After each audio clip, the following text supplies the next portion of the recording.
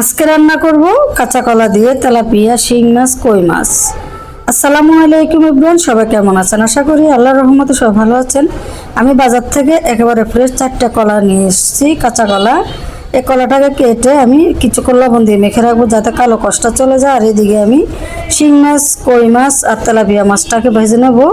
এক পাশ হয়ে গেছে, আর এক পাশ ভেজে নেব। এখন মাছটাকে লাল লাল করে ভেজে নিলে তরকারিটা খেতে ভালো লাগবে। এদিকে আমি হাঁড়ি বসিয়ে দিয়েছি, স্কিপ করেছি, পেঁয়াজ কুচি দিয়ে দিলাম। পেঁয়াজটাকে লাল লাল করে হাফ চা চামচ রসুন বাটা, হাফ চা চামচ জিরা বাটা, 1 চামচ লাল মরিচের গুঁড়া, হাফ চা চামচ হলুদের গুঁড়া, ধনিয়ার গুঁড়া দিয়ে মশলাটাকে ভালোভাবে কষিয়ে নিয়েছি। আর এখন আমি এই কাঁচা কলা আর একটা সাথে আলু দিয়েছি। কাঁচা কলাটাকে আমি লবণ দিয়ে কিছুক্ষণ মেখে তারপরে ভালোভাবে পরিষ্কার করে নিয়েছি। আর এভাবে কাঁচা কলাটা রান্না করলে একেবারে কালো কোনো কষ থাকে না। তো আমি তরকারিটা ভালোভাবে কষিয়ে নেব আমি। আর কাঁচা কলা সবজিটা খুবই একটা ভালো সবজিটা। মাঝে মাঝে আমি কই মাছ দিয়ে তারপরে হচ্ছে কাঁচা কলা রান্না করি, খুবই ভালো লাগে কাঁচা কলা। তো তরকারিটা আমার কষানো হয়ে গেছে, এখন কিছু পানি দিয়ে দিলাম। এই তো বলক এসে গেছে। এরপর আমি ভেজে রাখা মাছের পিসগুলো আমি দিয়ে দেবো। মাঝে মাঝে এভাবে রান্না করে খেয়ে দেখবেন, দেখবেন অসাধারণ মজা লাগবে।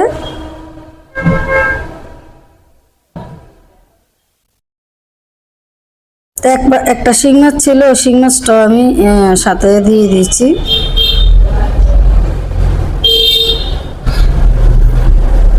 আর কাঁচা কলা সবজিটা আমি খুবই পছন্দ করি। আপনারা এইভাবে একদিন রান্না করে খেয়ে দেখবেন, গরম গরম ভাতের সাথে অসাধারণ মজা লাগে। কাঁচা কলার তরকারিটা একটু ঝোল রাখতে হয়, না হলে ঠান্ডা হলে একেবারে ঝোলটা শুকিয়ে যায়, তাহলে খেতে ভালো লাগবে না। একটু মাখা মাখা করে রাখতে হবে। আর আমার ভিডিওটা যদি ভালো লাগে অবশ্যই লাইক কমেন্ট করে পাশে থাকবেন। আমি দেখবো আপনার ভিডিও, আপনি দেখবেন আমার ভিডিও। এভাবে আমরা সবাই এগিয়ে যাব। তা আমি কিছু ধনিয়া পাতা কুচি দিয়ে দিলাম। মনের ভিতরে কোনো হিংসা রাখবেন না, একজন আরেকজনের ভিডিও সম্পূর্ণ দেখে সুন্দর গঠনমূলক কমেন্টস করবেন, তাহলে আপনারও লাভ আমারও লাভ। আমি দেখবো আপনার ভিডিও, আপনি দেখবেন আমার ভিডিও। এভাবে আমরা সবাই এগিয়ে যেতে পারবো ইনশাআল্লাহ। সফলতা একদিনে আসে না, অনেক ধৈর্যের মাধ্যমে সফলতা আসে। আসলে আমার এই পেজটা আমি কন্টেন্ট মনিটাইজেশন পেয়েছি আরও আগে। আপনারাও এভাবে কাজ করলে পেয়ে যাবেন। তো হয়ে গেল আমার কাঁচা কলা দিয়ে 2 রকমের মাছ রান্না। এখন গরম গরম ভাতের সাথে খাবো। তো সবাই ভালো থাকবেন, সুস্থ থাকবেন। নতুন কোনো ভিডিও আবার নিয়ে আসবো, সে পর্যন্ত সবাই সুস্থ থাকবেন।